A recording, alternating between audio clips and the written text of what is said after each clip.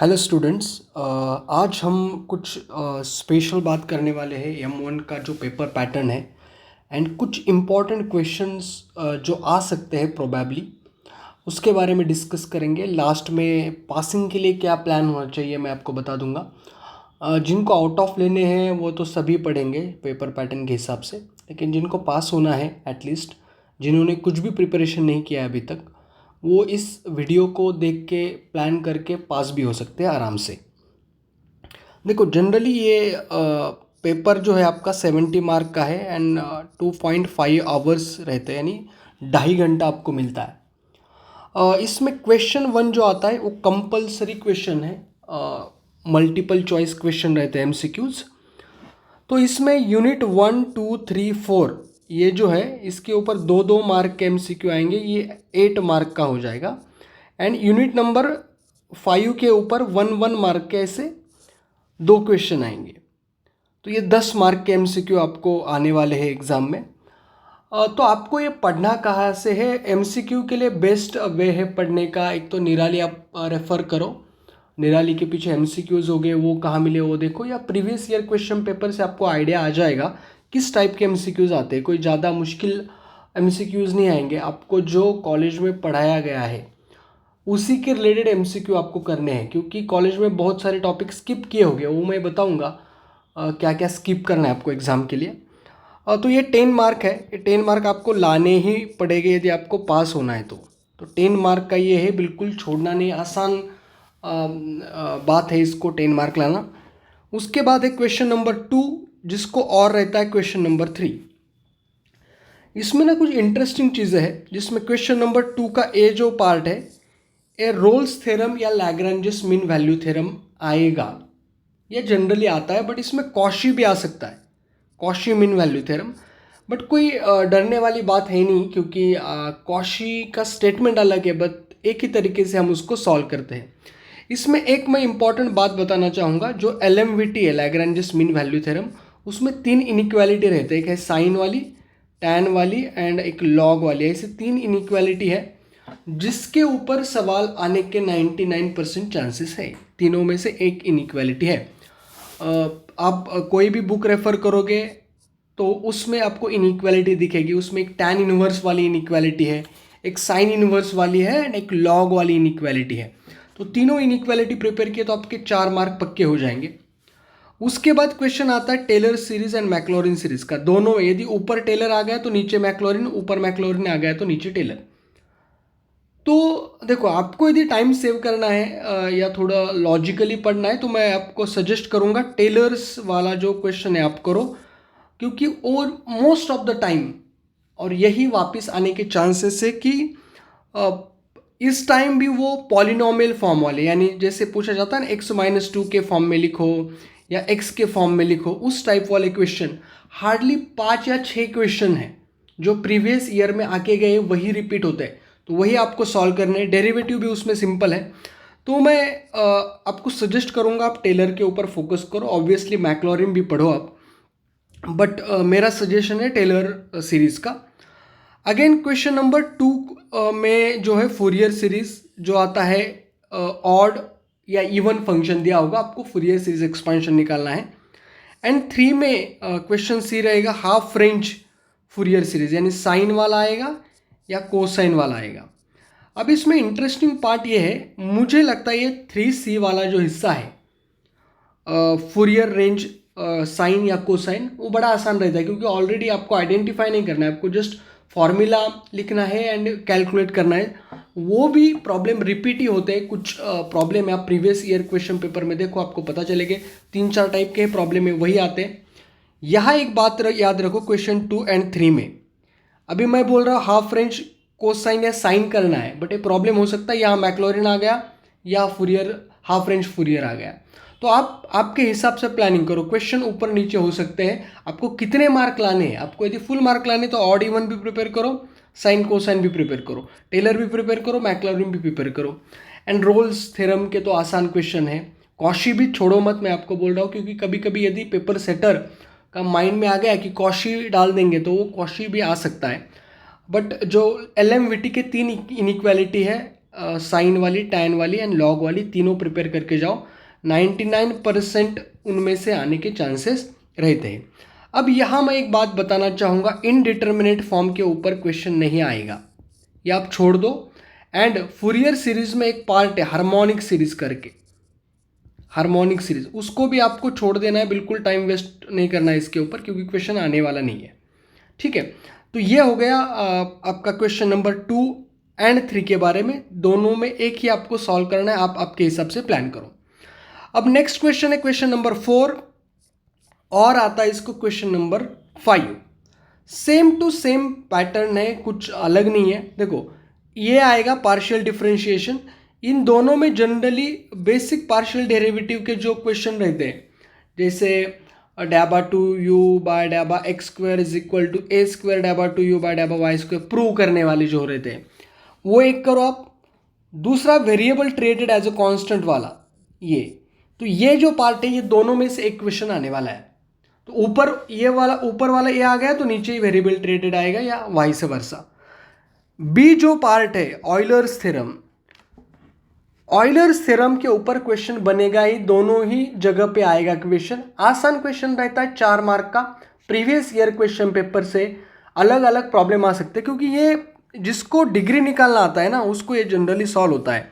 तो डिग्री गलत हो गया तो प्रॉब्लम गलत होता है। तो ये भी बड़ा आसान है ऑयलर्स थ्योरम, तो इसको आप छोड़ो मत, बहुत आसान है। कुछ मैं लिंक नीचे डाल देता हूँ, आपको यदि वीडियो देखना है उसके ऊपर आप देख सकते हो। एंड सी वाला जो हिस्सा है वो partial differentiation of composite function करके, तो वो ऊपर भी है नीचे भी है, तो कोई बात ही नहीं, आपको प्रिपेयर ही करना ही है।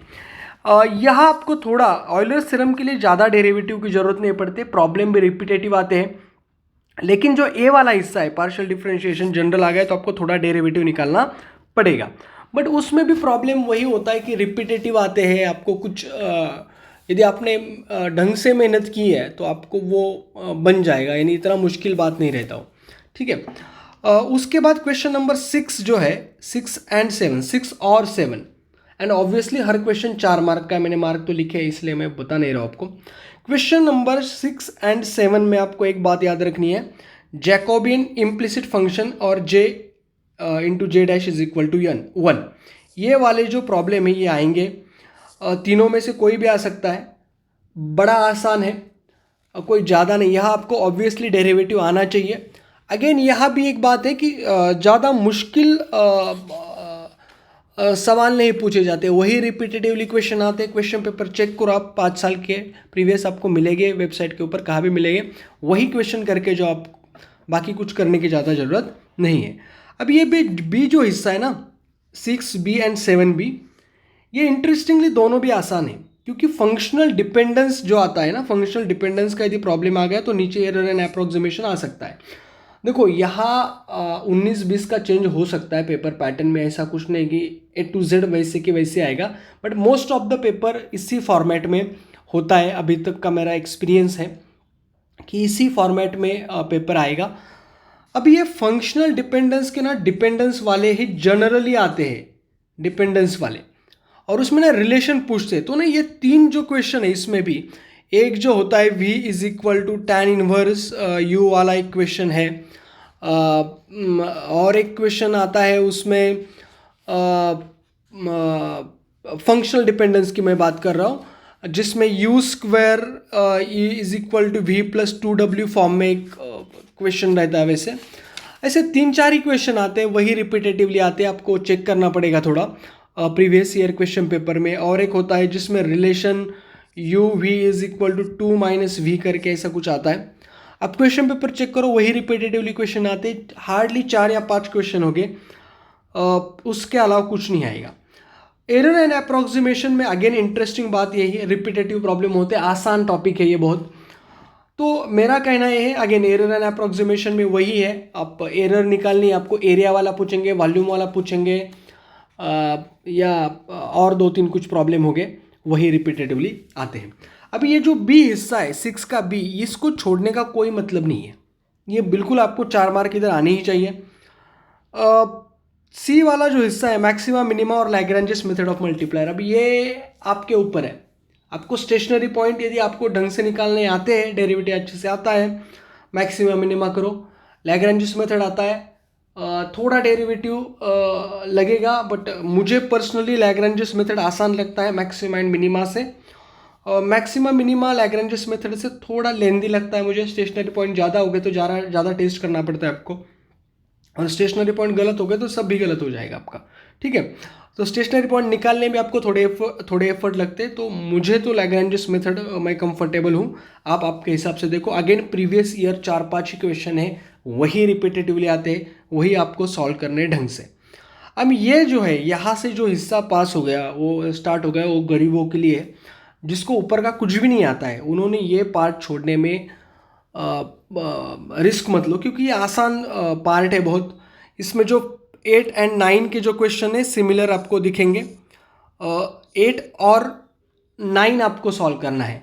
तो उसमें सिस्टम ऑफ लीनियर इक्वेशन का एक क्वेश्चन है जिसमें आपको रैंक पता होनी चाहिए कैसे निकालनी है। जिसमें जनरली इनफाइनाइटली मेनी सॉल्यूशंस वाला जो प्रॉब्लम है वो इम्पॉर्टेंट है, एंड फाइंड जो होता है ना, के निकालो या लैम्डा म्यू निकालो, इस टाइप वाली जो प्रॉब्लम है, दोनों जगह की मैं बात कर रहा हूँ, 8A एंड 9A वाला। तो ये छोड़ना नहीं है, बिल्कुल बड़ा आसान है, इसको छोड़ने की ज़रूरत ही नहीं आपको, क्योंकि ये यदि आपको रैंक निकालना आता है तो ये प्रॉब्लम आसानी से हो ही जाता है। तो ये आप देख लेना, थोड़ा आसान है। 8B वाला जो हिस्सा है लीनियर डिपेंडेंस एंड इंडिपेंडेंस का, अगेन बहुत ज़्यादा सिंपल है ये लीनियर डिपेंडेंस एंड इंडिपेंडेंस वाला प्रॉब्लम। आपको रैंक निकालनी आती है तो काम हो जाता है आपका इससे। जैसे वही मेथड है, वही मेथडोलॉजी है, सारा सेम है। सिस्टम ऑफ लीनियर इक्वेशन से लीनियर डिपेंडेंस एंड इंडिपेंडेंस आसान है, क्योंकि सिस्टम में तो आपको एटलीस्ट कुछ और चीज़ें करने पड़ते हैं, x1 x2 x3 निकालना भी पड़ता है। इसमें इंटरेस्टिंगली यदि इंडिपेंडेंट आ गए वेक्टर, तो आपको कुछ रिलेशन भी निकालने के लिए ज़रूरत नहीं होती है उस केस में। तो ये भी हिस्सा बड़ा आसान है। सिस्टम आती तो जनरली आपको ए भी सॉल्व हो ही जाएगा। अब 8C एंड 9C में थोड़ा चेंज है। 8C वाला जो प्रॉब्लम आता है जनरली ऑर्थोगोनल ट्रांसफॉर्मेशन के ऊपर पूछा जाता है। अब तो आपको पूछा जाएगा, शो दैट गिवन मैट्रिक्स दिया जाएगा एंड ऑर्थोगोनल मैट्रिक्स दिखाओ, ऐसे पूछा जाएगा। तो उसमें से आपको A into A transpose is equal to identity matrix दिखाना है, या A transpose is equal to A inverse, ऐसा दोनों में से आप कुछ भी दिखा सकते हो। तो ये आपको ना कैलसी पे हो जाएगा, आपका इनवर्स कैलसी पे निकाल सकते हो, नहीं आसानी से हो जाएगा। इसमें दूसरा प्रॉब्लम ये है, यदि ऑर्थोगोनल मैट्रिक्स दिया है एंड पूछा है ABC कुछ निकालो, तो उसमें आपको कैलकुलेशन करने पड़ेंगे। बट इसमें अगेन 2 या 3 ही प्रॉब्लम है, वही रिपीटेटिवली आते हैं, वो आप देख लो। एंड ये application of system of linear equation, जिसको सिस्टम ऑफ लीनियर इक्वेशन आता है, ये आसान है, ये बहुत ही ज़्यादा आसान क्वेश्चन है। बट आपको थोड़ी आइडिया पता चाहिए किरचॉफ्स करंट लॉ क्या है, वोल्टेज लॉ क्या है, और वो नोड के रिलेटेड जो कुछ भी चीज़ें हैं वो आपको थोड़ी बहुत पता चाहिए। बहुत बेसिक है, आपने 11th-12th किया है वही आपका हो गया होता है। तो इसमें से कोई भी हिस्सा छोड़ने की ज़रूरत नहीं है। आप बोलोगे कि ट्रांसफॉर्मेशन ऊपर आएगा तो मैं एप्लीकेशन छोड़ दूँ, ऐसे रिस्क मत लो। कभी कभी हो सकता है ऊपर वाला आ रहा है, नीचे वाला नहीं आ रहा, तो आप ये रिस्क लेने की आपको ज़रूरत नहीं है। ये बड़ा आसान है, आप आसानी से इसको कर सकते हो। क्वेश्चन 10 एंड 11 इंटरेस्टिंग पार्ट है यहाँ, मैं ये तो छोड़ना ही नहीं है। 10 एंड 11 कुछ भी होके, ये 6 ऐसे 12 मार्क का है, 2 ही क्वेश्चन है, सारे क्वेश्चन 12 मार्क के ही है। थेरोटिकल क्वेश्चंस बोल रहा हूँ मैं। तो इसमें ना आपको एक बात याद रखनी है, यहाँ क्वेश्चन 10 को और है क्वेश्चन नंबर 11, एंड ये जो है ना क्वेश्चन नंबर 10 का कैले हैमिल्टन थ्योरम। देखो, कैरेक्टरिस्टिक इक्वेशन आपको निकालना आता है। कैरेक्टरिस्टिक इक्वेशन में बस लैम्डा की जगह ए डालना है और प्रूव करना है। सारे कैलकुलेशन कैलसी पे होते हैं ये। एंड यहाँ कैले हैमिल्टन में आपको अभी ए इनवर्स ही निकालने को पूछा जाता है। A⁴ वगैरह जनरली पूछा नहीं जाता, पूछा भी गया तो भी सारा कैलसी के ऊपर ही होता है। तो कैले हैमिल्टन का प्रॉब्लम छोड़ने का ही नहीं, कुछ भी हो जाए, ठीक है। तो ये आसान है, 6 मार्क ये आपको फ्री के है, 6 मार्क। एंड ये मॉडल मैट्रिक्स, इंटरेस्टिंग बात ये है कि जिसको eigen values and eigen vector आते हैं, यदि कोई मैट्रिक्स दिया है आपको, उसके eigen values and eigen vector आपको निकालने हैं। तो आइगन वेक्टर को बस कॉलम में लिख दिया तो हो गया मॉडल मैट्रिक्स। तो ये जो क्वेश्चन है मॉडल मैट्रिक्स का, eigen value and eigen vector दोनों सेम ही है एक्चुअली। तो दोनों में से देखो मॉडल मैट्रिक्स आ गया तो आने वाला है ऑब्वियसली, तो मॉडल मैट्रिक्स आप निकाल सकते हो क्योंकि सेम ही है आइगन वैल्यू आइगन वेक्टर वाले प्रॉब्लम जैसा। एंड ये आइगन वैल्यू आइगन वेक्टर का 11 में आ सकता है क्वेश्चन, तो ये आ गया तो ये सॉल्व करो। बट यहाँ जो है ना सम ऑफ स्क्वायर वाला, ये कंपैरेटिवली जो 3 है ऊपर वाले उनसे मुश्किल है थोड़ा। कंपैरेटिवली बोल रहा हूँ, मुश्किल है नहीं, कंपैरेटिव की बात कर रही है। तो मैं प्रेफर करूँगा क्वेश्चन नंबर 10 यहाँ। तो ये आपको जो 12 मार्क है ये आसानी से आनी चाहिए। एंड 10 मार्क एमसीक्यू के, ये 22 मार्क आपके यही हो जाते हैं। देखो जिसको पास भी होना है इतना ढंग से किया तो 22 मार्क आ जाते हैं। क्वेश्चन नंबर 8, 9 भी किया, देखो किया यानी वो आसानी है सिस्टम सॉल्व करना। आप स्कूल से पढ़ते आ रहे हो कैसे सिस्टम सॉल्व होती है, अलग तरीका था। बट यहाँ थोड़ा सा अलग तरीका है, ज़्यादा कुछ है नहीं। यह यदि 12 छोड़ दो आपको 8 भी मार्क आ गए तो भी 30 मार्क में आप पास हो जाते हो आसानी से, क्योंकि 28 आपको पासिंग के लिए चाहिए। इसके अलावा F7B आप सॉल्व कर सकते हो, functional dependence error and approximation का ऑयलर्स थ्योरम, जिसके ऊपर 101% क्वेश्चन आने वाला है। वो छोड़ने का कोई लॉजिक ही नहीं, वो करके ही जाओ आप। एंड ये LMVT के 3 इनइक्वालिटी वो आने ही वाले हैं, तीनों में से एक इनइक्वालिटी मोस्ट प्रोबेबली आएगा। अगेन टेलर्स का भी आप कर सकते हो। पासिंग बहुत आसान है, पास होना है तो। आउट ऑफ लाना भी आसान है, आउट ऑफ वालों ने कोई स्किप करने की रिस्क मत लो इसमें से, क्योंकि ऊपर नीचे क्वेश्चन शफल हो सकते हैं। कोई क्वेश्चन ट्रिकी आ सकता है इसमें, ऐसा नहीं है कि जैसे मैंने बताया एज इट इज़ वैसे ही होगा, ये कोई एश्योरेंस नहीं है। कोई पेपर पैटर्न्स जो होता है वो अप्रॉक्सीमेशन होता है, अभी तक एक्सपीरियंस जो लोगों का एक्सपीरियंस रहता है उसके हिसाब से पेपर पैटर्न बनता है। तो थैंक यू सो मच। मैं कुछ नीचे लिंक डालता हूँ, आप जैसे ऑयलर्स थ्योरम के जो प्रॉब्लम्स है पार्शियल डेरिवेटिव का पूरा, एंड आपको कुछ ज़रूरत होगा तो आप वीडियो के कमेंट सेक्शन में उसको मेंशन कर सकते हो, या मैं इंजीनियरिंग मैथमेटिक्स करके एक टेलीग्राम ग्रुप है उसको आप ज्वाइन करो, वहाँ भी आप डाल सकते हो। मैं आपको जल्द से जल्द वीडियो भेजने की कोशिश करूँगा।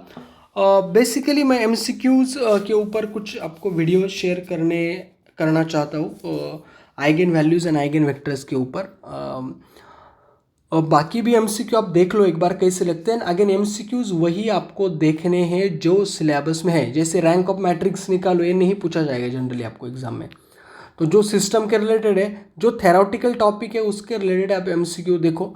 आप कोई भी बुक देखो दोगे MCQ n number of MCQs हो गए, तो वो मत देखो आप, जैसे इनडिटर्मिनेट फॉर्म आप स्किप कर सकते हो। MCQs आसान रहते हैं generally, previous year question paper आप देख सकते हो, उससे भी आपको आइडिया आ जाएगा। तो all the best for your exam, thank you so much.